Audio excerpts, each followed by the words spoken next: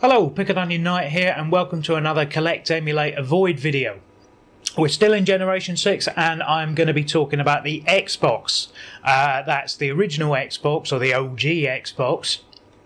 The one that used to be called Xbox One when the 360 was out, before the Xbox One came out. I hope that's cleared it up for you. So I couldn't think of any quirky, funny thing to put in this video, so all I'm going to do is, right at the very beginning, I'm going to try and upset all the Microsoft fanboys that were fans of this console and still are Microsoft fanboys by just yelling very loudly, Xbox off! Right, now that they've all gone, hopefully people get that reference. So where do we start with the Xbox One? Or the Xbox OG, or whatever you want to call it. We'll just call it the Xbox. Well, where it basically come from was Microsoft decided they wanted to enter the console market, but they didn't want to do it in one fell swoop. So the history basically starts with Sega, or the death of Sega. Now, if you see my Dreamcast video, you'll know that I almost alluded to this in that video. I'm not going to go any further into that tale here because it's a tale that's already been told a million times over and a million different versions by a million different people. What I will say is that Microsoft got their in basically to console gaming thanks to the Dreamcast. I mean, the thing was even built upon the operating system of the Dreamcast was built on a modified version of Windows CE, and you could run the full sort of commercial version of Windows CE on a Dreamcast if you wanted to. So that's how they got their in the gaming industry, was through Sega. Of course, obviously, they already had PC gaming pretty much sewn up with Windows 10. Windows 10? Basically, from Windows 95 to Windows XP, that was the gaming platform. There isn't really such a... There's no gaming Mac. I mean, there still isn't really a gaming Mac. There kind of is-ish nowadays, but then there was no such thing. People didn't use Macs for games. I think the last Apple computer that was used for games primarily was probably the Apple II. So that shows you how far back you go. So Microsoft had the PC gaming market sewn up, especially when it came to the DirectX. Now, what this was there were, at the time, there were loads of different graphics cards. There were loads of different sound cards. And there were what you called 3D accelerator cards. Now, what these were was various different companies produced them, and they were basically an add-on to the graphics card you already had. So you would plug your graphics output into the 3D accelerator card, and then it would go out to your monitor, with the idea being that had extra graphics processing power to run early 3D games on PCs. But the trouble was, when it came to actually programming these games, there were so many different cards, so many different variations of hardware, that a solution had to be found in the protocols that all these cards used. In steps Microsoft, obviously owning the only real operating system that was set up for gaming at the time, which would have been either Windows 98 SE, Windows Millennium, Windows XP, but basically they were all versions of Windows. Microsoft came in and came up with this DirectX software bundle, which basically set out instructions that all the graphics card manufacturers would have to conform to for Windows gaming. So fair enough. Why am I banging on about DirectX? Well, this is the thing. They had it sewn up on PCs. If you were a late 90s PC gamer, you had to use the DirectX codecs because that's what all your hardware worked with. Microsoft decided, well, why don't we do our own hardware that's compatible with the DirectX software bundle? And then we can just do our own hardware. So that's effectively where the Xbox came from. You have PC gaming, you have DirectX, you have DirectX Box as as it came about, and that was just shortened to Xbox as they were getting ready to release the console. That's where the idea came from. It's basically a PC. That's all it is. It's a PC. Every piece of hardware in there is a PC component that, any PC builder from the 90s, and in fact, even now, you open the top, well, that's a PC. That's PC architecture that's in there. So that's all the Xbox is. And this is the problem with it. This is when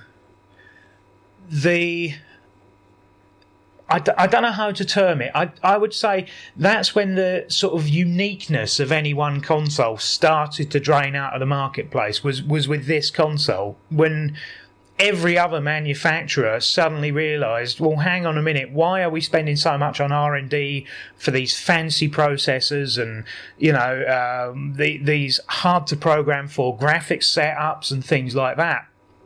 Why do we need to stand out in the marketplace when all we really need to do is shove a PC into a box? Now, Nintendo gets a lot of credit with not thinking like that, but then do remember that it's not credit that's well founded, because their GameCube is effectively PowerPC architecture. So is the Wii, and so is the Wii U. It's all out-of-the-box components, pretty much. All right, there's slight variations on what the capabilities actually are. I mean, you couldn't take a PowerPC processor out of a PowerPC and stick it in a Wii and it would be some sort of magic upgrade. It doesn't really work like that. But basically, the PowerPC processors in say the GameCube is basically a reduced instruction set version of the full one that was on PowerPCs. And this is what the Xbox does. It basically just puts a PC into a box, which is why the thing is so heavy.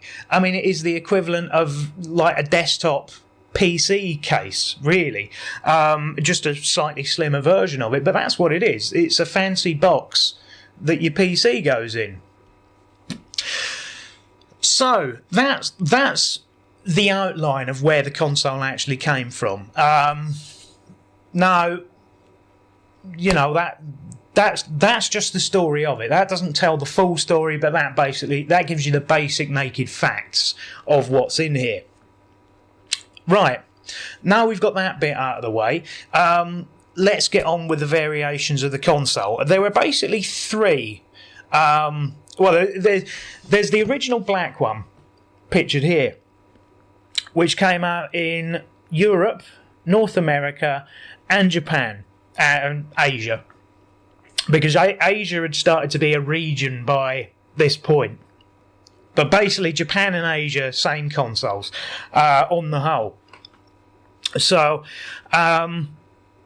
then we have the green version of the Xbox, which I can't remember what game it's from. It might be Halo. Anyway, there's a green version of the console which came out in Europe and came out in North America. There's a crystal version of the console that came out in Europe and in North America. And then there are some... People like to call them collector's pieces, but they're not. They're basically reskinned consoles, is what they are. I mean, it's basically a standard console with stickers on it, if you want to look at it that way. And that'll be things like in North America, you have things like the Electronic Arts version, which is a white console. You have the Mountain Dew version, which is made of vomit. There's a couple of variations, but that's basically it. In Japan and Asia, you have the Panzer Dragoon console, which is a white one with Panzer Gadroon, which is a white one with Panzer Dragoon written on it. You have Hello Kitty. You have the usual Japanese stroke Asian tropes of console over there. And I'm not going to get too much into any of the Asian stuff with this console because effectively Xbox doesn't really have a base in Asia. It did not do very well. It did reasonably well in North America. It did quite well. I don't know about the rest of Europe, but it certainly did quite well in the UK. So that's pretty much what I'm going to focus on for this video. We have the controllers next. And the controllers, you have the original big version, sometimes called the Duke. And this is very easily recognised by the fact that it's massive and the buttons are oval, like the four coloured buttons are oval buttons. And then you have the smaller, sometimes called the controller S, which was originally the Japanese controller. See, Japanese people, generally speaking, have smaller hands than their Western counterparts. So they come up with this S controller, which has round buttons on it, and is a smaller controller for the Japanese market. But then they realised that Microsoft realised that people were actually importing the smaller controller into the US and into Europe from Japan, so they decided to release it here as the controller S. Now, this, in my opinion, is the much more sought after controller. I don't like the Duke; it is too big. Now, I have quite small hands, and it's not that I find it too big for my hands. It's just, why should I carry that thing around to play when there's a smaller version that works perfectly well, and some would say better, with the, One thing I will mention about the controllers, when you're buying them second hand, as you will be now if you're buying any these days because they don't make them anymore, there's actually a snap-off fitting on the cable. Now, you must make sure that is there when you buy it. It's like a little, it looks a bit like an old PS2 connector from a PC if you see them, and it goes into the sort of wider Xbox controller fitting. There's that, like this little length of cable that's about that long, and that is the snap-off fitting for the controllers. Now, all the Microsoft Xbox controllers have this fitting. You must make sure when you buy a controller that it's there. The amount of times you'll see them at like a boot sale or Oxfam or somewhere like that, and they don't have the snap fittings missing, well, it doesn't make the controller useless because you can buy a third-party adapter for them. You can buy replacements, but quite frankly, why should you when the controllers are reasonably cheap to buy complete anyway? Now, there aren't many accessories for this console, I'll be honest. A couple of things that I probably should mention is there is a DVD remote. When Microsoft marketed this console, they marketed it as having DVD support, because that was one of the major selling points of the PlayStation 2 as well, was the fact that it played DVDs out of the box. Now, bear in mind, when these consoles were released, DVD was probably, I don't want to call it a phenomenon, but it kind of was. Within the space of nearly no time at all, people had just bought into the idea of DVDs. People started buying reasonably expensive players. People started buying surround sound setups for their living room when they'd never been particularly interested in it before. They started buying the Triniton tellies, and some people even bought plasma televisions at this point in time, if you can believe that people would spend that kind of money on a television. The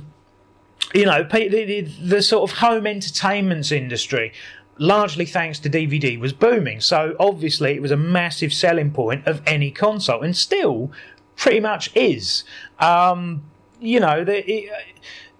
could be argued that a lot of people have bought PlayStation 3s and PlayStation 4s and things like that because they finally wanted to get round to having a Blu-ray player in their house, and for no other reason. Yeah, so the consoles like the Xbox and the PlayStation 2 were very wise to market themselves towards playing DVDs. But there's a caveat to the Xbox, and that was you had to buy the separate DVD remote in order to enable DVDs. You couldn't just play them using the buttons on the controller. That didn't work. You had to buy the separate DVD remote and the receiver that goes with it. So quite often when you see second-hand consoles, they'll still have the receiver plugged into one of the controller ports. Might not even come with a remote, but the receiver will probably be there. And that's sort of the opposite of what you might think, but that's kind of the way it is. Now, you still see these on boot sales all the time, old Xboxes, and quite often, I'd say probably at least 1 out of 4 times, 1 out of 5 times, they've got a DVD receiver plugged into the console. No remote to speak of. They don't know where the remote is. That's long gone in the mists of time, or fallen in the bin or something, you know. But yeah, it's an oddity that you need to have this in order to play DVDs. But it did actually play them quite rightly out of the box. You just needed this extra piece of hardware in order to actually play them. The most useless accessory you can find for an original Xbox is the memory cards. Rendered almost completely useless by the fact that there's an internal hard drive. This is an advantage that the Xbox had over its other consoles, is you didn't need memory cards anymore. You had an internal storage drive. And I'm going to come on to this in a minute, but I think it's an 80 gig drive that came as stock with the original Xbox. How many game saves did they honestly think you were going to need on that thing? Because that is more... You can have a game save for every game that the Xbox has and still not fill up that hard drive. So, in my opinion, they were actually kind of telling you that they wanted you to install games and things onto the console. I mean, just my opinion, but that's the way it is. So yeah, memory cards for Xbox, don't even bother buying them. They're completely useless. You won't use them for anything. And then, of course, there's the light guns. Now, I don't think I've ever seen any official Microsoft light guns, but there are plenty of other companies that made them. I think Mad Catz made about 3 or 4 different versions of light gun. But again, it only works on a It only works on a CRT TV, so if you don't have one of them, and to be perfectly honest, you're probably not buying a cathode ray TV to play an Xbox. So if you're only interested in consoles from Xbox onward, you're probably not. You probably haven't got an old TV at this point that you could play light gun games on. But they do exist. Now, that's the console itself, and that's the accessories. And it's dull. I mean, honestly, the console itself, everything about it, the story leading up to it, or most of, everything about this console is dull as dishwater. But it does have 2 unique selling points, one of which is still... at the time, it had 2 unique selling points that other consoles just didn't have, only one of which is relevant today. So I'll go into the useless point first. Internet gaming. Now, this was basically the beginning of the end for physical media in general and for offline multiplayer. So, I mean, this console has 4 controller slots. Have you ever seen anyone use 4 controller slots on one Xbox to play a game? Very rarely. Most people used online play if they wanted to play multiplayer. Which makes sense because most of the online stuff for this console was first-person shooters. I mean, it was Halo, wasn't it? That was it. It was the Halo console. The only real reason to buy an Xbox when it came out is to play Halo, because it was basically the only thing really worth playing that was exclusive to the console. But as I've muted to in quite a lot of the videos I've done, especially the sort of the PlayStation 3 reviews that I've been kind of working on, internet gaming, while being a USP at the time, is completely useless now, because all them servers are gone. All the online content's gone. Anything extra you could have downloaded for your game is pretty much gone, unless you do sort of hack the console and put your own, you can still download this stuff from websites and things and put it on yourself if you really wanted to, but you have to mod the console in order to do it. And this comes to the unique selling point of this console, which is still relevant today. This console is a modder's dream. It's because it is basically a PC. It is fantastic for modding, and you can do it with so many off-the-shelf parts. And that includes things like region moddings and things like that if you just want to get a bit basic, but also you can completely redesign the way the console actually functions, whereby you don't actually need to use discs to play your games. You can literally install games onto the hard disk and play them from there. It's a little bit more complicated than that, but it can be done. Emulators, it will run perfectly well. It will pretty much run anything aside from probably, it will pretty much run anything that came previous to Generation 6, give or take. So you can install loads of emulators on here, put a massive hard disk in, do what you want, basically. This is the point. This is the unique selling point. This is the point of buying an Xbox today, is not really to use it as an Xbox. It's to use it to play everything else. And this is the other point, is that of this generation, out of the box, this actually turns out to be the most useful console today, not just because of that, but because it actually looks, it probably, the way it displays, it looks the best of any of them. I'd say, especially if you have the right cables. If you have component or the SCART cables, even for this, it looks so much better than anything else of this generation. The notable exception, of course, being the Dreamcast, if you have the VGA setup, which is, not expensive, but it's an extra expensive piece. Optional extra, whereas out of the box, the Xbox works on a flat screen HD TV, absolutely no problem. With some games even supporting 1080i directly out of the box. You do have to enable it in your settings, but it does support it. One or two games this is.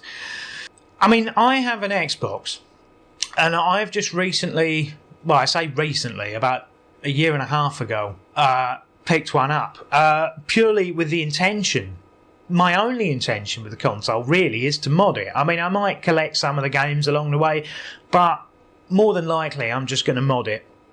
I probably won't put emulators on it or anything like that, but I probably will just install a load of Xbox games to the hard drive, and then it's like an Xbox machine, basically.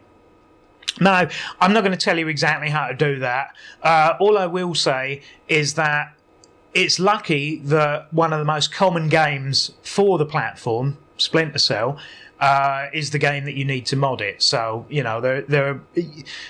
don't worry about rushing to the shops for whatever it is you need. You'll always be able to get a copy of the game you need. But this is my problem with the Xbox. Before I get on to the games that are available, my main problem with the Xbox is that it's really, boring. I mean, this, to me, and this is a personal opinion, this console definitely just represents the point where the games industry started to get a bit duller. Everything started to kind of look like everything else. You know, and none of the consoles really had, from this point on, a unique selling point. You could argue the point with the Wii or something like that, with its motion controls, but hardware-wise, they all started to really just be PCs. They all started to focus a lot on internet gaming, which I haven't been interested in, and I'm still not interested in. And it was the beginning of the downloadable game, or certainly the downloadable extra. Now, Xbox generally did this for free. So I'm not knocking them there. Anything you get for free is a good thing. But like I say, the trouble, if you're going to take this to sort of try and put the console in a historical context, yeah. So if you wanted to keep your console, say, factory fresh for whatever reason, you can no longer get that content, and this is sort of the console that began that. So there's going to be, this is the beginning of games that you will no longer be able to play, or certainly content that you will no longer be able to play. There is a movement that's trying to get certain rules overturned, like certain copyright rules overturned, or trademark rules overturned, I suppose. No, it would be copyright. So, trying to get certain copyright rules overturned for the sake of preservation. What this means is that one day in the future, perhaps, you will be able to set up your own Halo server or whatever, and people will be able to use it to play using their Xbox. Now, this is kind of possible at the moment, but whether it's legal or not is a grey area depending on which country you live in. At the moment in Europe, I'm pretty sure it's not. The US is a different story. I think it's going through the courts at the minute. There's a gaming museum in Texas, I believe, that's trying to get it overturned at the moment, and it looks like they might win. But I'm not really following it because, like I say, I personally don't care about online gaming. It's not of any interest to me whatsoever. But, you know, that may be something to go and Google if it's of any interest to you. But this is the console that kind of started all that, and that's one of the things that annoys me, because I don't like that's the way that the industry's gone now. And you're not very far away from this when you're starting, you know, loot boxes, microtransactions, you know, literally online only games, so games with no single player content whatsoever, have the model that this console set out to thank for that, all that sort of stuff that goes on now. So anyway, that's me, had my rant. Perhaps. Now, let's get on to the games, because that's the important thing. Regardless of how boring, how dull, how dishwatery the actual hardware is itself, let's just get on to the games, because that's the thing. So two things that strike you about the original Xbox set of games is that you may not notice this if you live in Europe so much, or Japan, most likely, but certainly in North America, a lot of stuff that ended up as early Xbox titles, so stuff like Crazy Taxi 3, Shenmue 2, there's Jet Set Radio, Jet Grind Radio, Jet Set Radio, one of the Jet radios, was supposed to be Dreamcast games.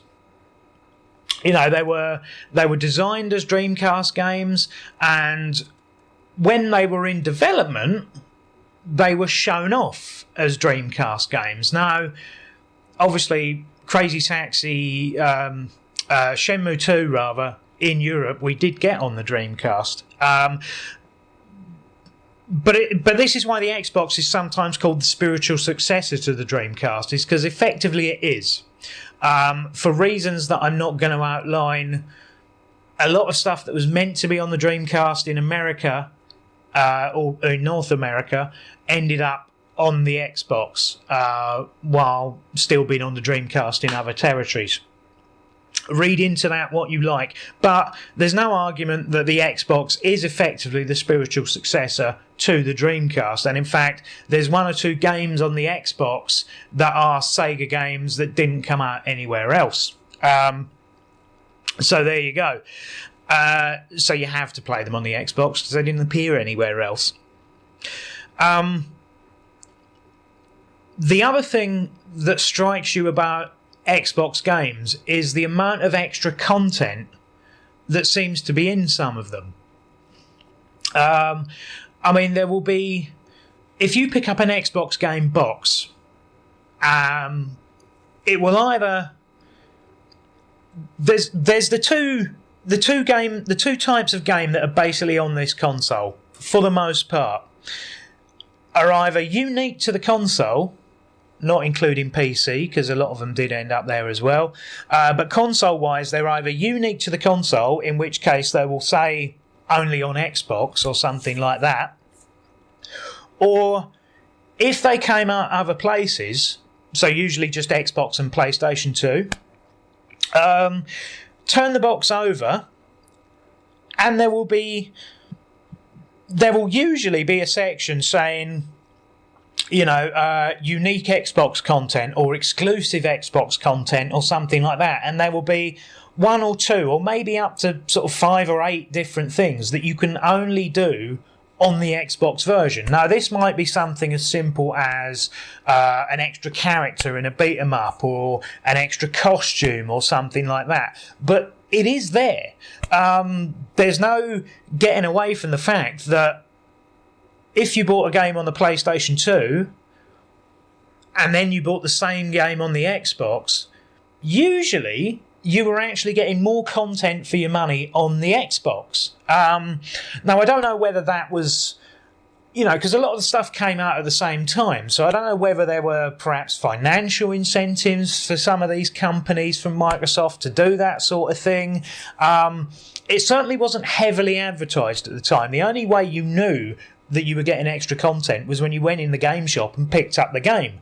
And presumably, if you only had a PlayStation 2, you wouldn't be picking up the Xbox games off the shelf and looking at them anyway, because what would be your reason? You don't have an Xbox. So, in my opinion, it should have been something that was more heavily marketed at the time. Then I might have bought an Xbox at the time. I mean, I'm pretty sure I already had a PlayStation 2 by the time the Xbox came out. I might not have done. I might have got one just after that. But the point is, had it been more heavily marketed as this, well, all the multi-platforms are going to have extra content that's only going to be on the Xbox, it might have been a different story. But anyway, you can't go back and rewrite history. But that is something to note, is that quite often your multi-platform games will have extra stuff. Not in all cases, but quite a few will have extra stuff that warrants actually maybe buying the game again, even if you already have it somewhere else. So yeah, just a quick rundown of the games. Now, there are basically, and like I say, I can't go into what is valuable international and what isn't. I only really know from a British perspective. These figures might be completely different wherever it is you live. I know I've got quite a lot of people from the US that watch these videos, and I'm thankful for that, but bearing in mind that my figures here might be a little bit out of whack for what you can actually buy with your money. There are basically 3 what I would call top tier games for the Xbox. 2 I can explain away, 1 I can't really explain away. But this is games that I would call top tier, so that's anything over 50 quid. so £50 if you prefer, which I believe is the equivalent of about $70. Usually I make up these pound to dollar figures for comic effect, but I'm going to be genuine about it this time. I think it's about $70. And that's the 2 Steel Battalion games. Now, the reason these are so expensive is because you have to buy them with the Steel Battalion controllers, which are massive. They are massive, bulky, heavy things that have to go on a table, and each one came with a different Steel Battalion game. I don't know what the games are. They're Steel Battalion, the something of something. I don't know what they're called, but they're both Steel Battalion games, and you need these controllers to play them. That's why they cost so much money, because you can't play the game without the controller, and the controller is useless for all other games. And that's why they command a massive price. Now, this can be anything from, say, £130, £140 up to, I don't know, complete in box. I don't know what you'd be talking though, maybe £300-400. They are easily the 2 most expensive games on this system. The other one that always goes for a lot of money, and I'm not sure why, I can only assume it's because it's rare on this console, or but it's not that rare because you see it pretty much any time you look for it on eBay if you wanted it. That's one called Room Zoom. And what this is basically like sort of 3D micro machines, where you're in... You basically drive around a household with toy cars. It's kind of micro machines. But this regularly goes on eBay in Britain, anywhere between, I'd say, £40 and £70. It used to go for a little bit higher than that. It used to, almost touch 90 quid. So in dollars, I suppose that's 90 quid in dollars, I think, is about $110, $115. So that was what it was. It's a little bit lower than that now, but still, bearing in mind that Room Zoom you can buy on the PlayStation 2 for £2 or £3. Maybe even cheaper, given the right day and the right charity shop. So I've never understood why it is so expensive on the Xbox. But that's it. That's the 3 top tier games for this console, and the Steel Battalion ones is obvious because it comes with that massive controller that you actually need. If you see Steel Battalion disc only, don't even bother, because you can't play it. And it's not as if you're going to trip over the controller at your local boot sale with no game. I mean, it's never going to happen. Then you have the second tier games. And these are the ones, generally, they will be console exclusive, aside from 1 or 2 of them. And they will be considered either... They're the sort of games that everyone who does an Xbox You Must Buy, or an Xbox Top 10, or an Xbox Hidden Gems is another good one.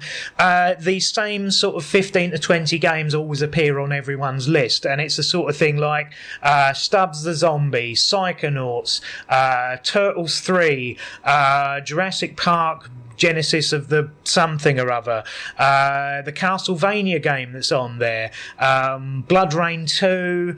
There's about 20 odd games that are on everyone's You Must Play on the Xbox type list. There's Outrun 2006, things like that. They are all going to fetch you somewhere between £20 and £50. Which is about $30 to $65, I suppose. And they are what I call the middle tier games, and there's only about 20 of them.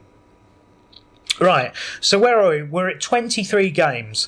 I think the Xbox, at the last count, in Britain had 812 games. So we're left with, 790 odd? So that's 790 games that you can buy for £20 or less. And I would probably say that a good 500 or so of those games can be bought for £2 or less, in some cases 25 pence. For instance, I mentioned Splinter Cell earlier on, that you need to mod the console. That, even in a second-hand shop that deals in games, that'll be about 25 pence. They're throwing them away. They don't want them. This is as of November 2017. You know, and you can go on eBay and you can buy a crate of Xbox games for very little money at all. So this is basically going to lead into my... No, not that most of them are any good. And this is the other point I would argue with the Xbox, is that this and the PlayStation 2, between them, were probably the beginnings of shovelware. Now, I know a lot of people credit the Wii with shovelware, but I would say of the... how many games did I say? I think 812, I think, is the last count for games in the UK for the original Xbox. I would say probably half of them are not worth playing. They're not worth your time, they're not worth their effort, they're not worth tracking down. So you've probably got about 400 and something good games, or halfway decent and above games. Now, when I come to do the PlayStation 2 video, there might be a rant in it about the amount of shovelware there is, because as a PlayStation 2 collector, I know firsthand just how much crap there is on that console. But between this console and the PlayStation 2 in this generation, this is where shovelware started. This is where it begins. This is the genesis of shovelware. Certainly to most people. Now, in Britain we had that years earlier in the 80s. We had our shovelware with the various home microcomputers. You know, there was plenty of shovelware on that. But by and large, at least when that stuff was released in them days, you know, you knew it was shovelware because you bought the tape off your mate for 25 pence, or you bought, or you know, it came free in your cornflakes or something like that. I mean, you knew it was rubbish.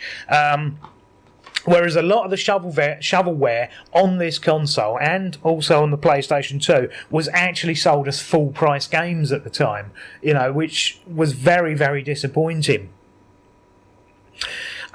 So now we come to the verdict, and my verdict, right, so it's not going to be a void. It's very unusual for me to throw in a void in here. I probably shouldn't even bother. I think I've used it once as the verdict. And it's not going to be emulate, for the simple reason that there's not really a good Xbox emulator, which is surprising considering that the Xbox is effectively just a PC. So you'd think there would be, but there's not. There's nothing that really does everything. You know, Also, when it comes to the point where you're plugging an Xbox controller into a PC using PC hardware, and you're running, you know, you're running your stuff on, you know, hardware that is still technically DirectX compatible, are you even emulating anything? Have you not just gone and bought yourself an overpowered Xbox? So I can't really make the argument for emulation, purely because it kind of is a bit pointless to begin with, and there's no overarching sort of software emulator that works with everything. It really doesn't exist, because what's the point? So I'm definitely going to say collect, if only for the fact that the consoles are cheap. I mean, literally, they are cheap as chips. The only thing that ever really goes wrong with them hardware-wise is the disk drive. but there are so many places that do replacement drive bands, because the actual belts in the drive are sort of, you know, rubber bands, and you can replace them. You can obviously replace the entire drive if you want to, but that's perhaps a little bit more difficult actually than it would first seem. Nothing really goes wrong with these consoles. There's no red ring of death or anything like that. You know, there's the odd time you might get one and the power supply is a bit dodgy, but usually a quick clean will sort that out. And if not, it's actually the power supply has broken. So you may as well throw the thing out anyway, because I don't think you're going to get a replacement power supply. But yeah, usually the thing that goes wrong with these things is the drives and nothing else.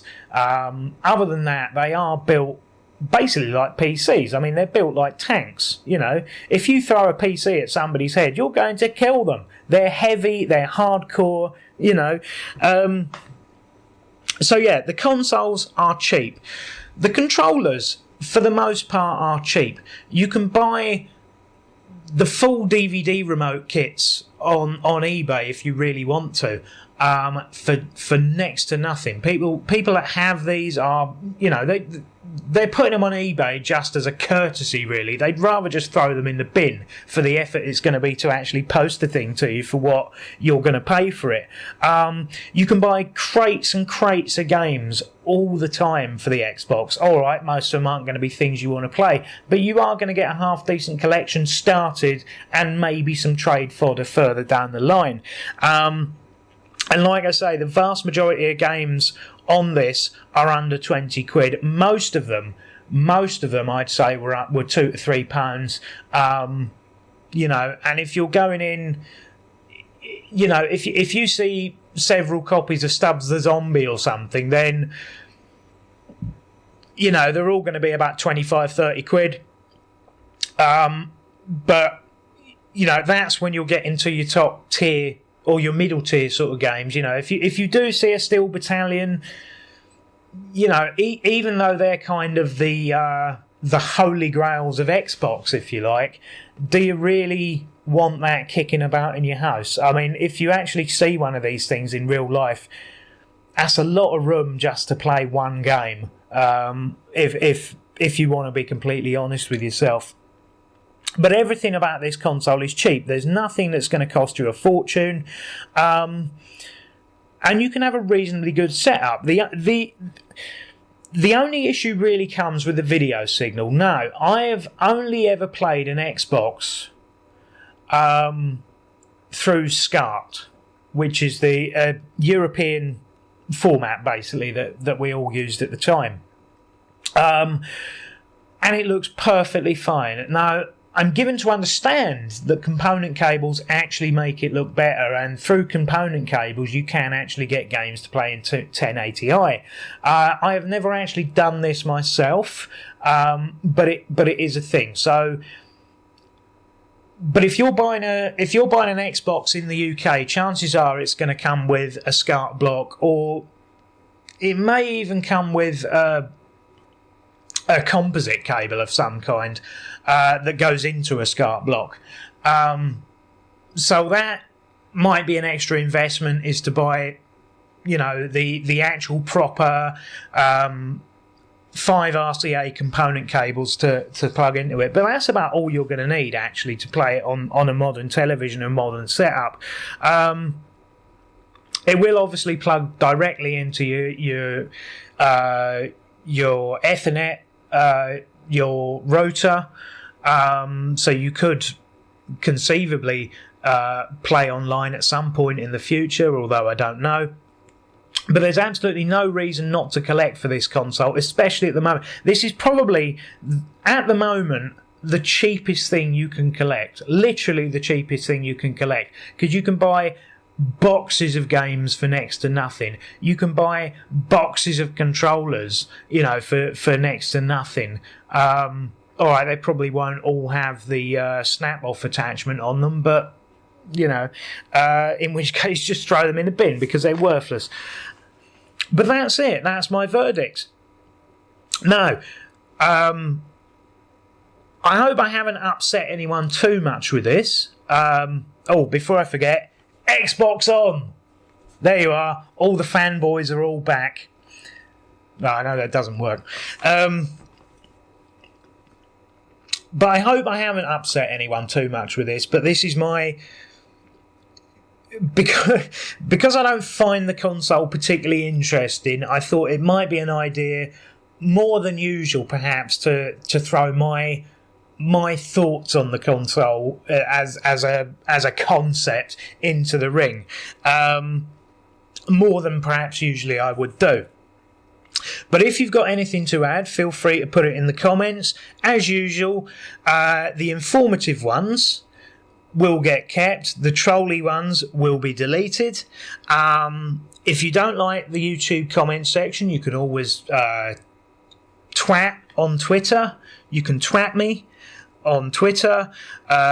You can subscribe here, and there's some other content turned up here that you might like. But up until I do another one of these, which will be for the PlayStation 2, I have been the Pickled Onion Knight, and this has been the original Xbox.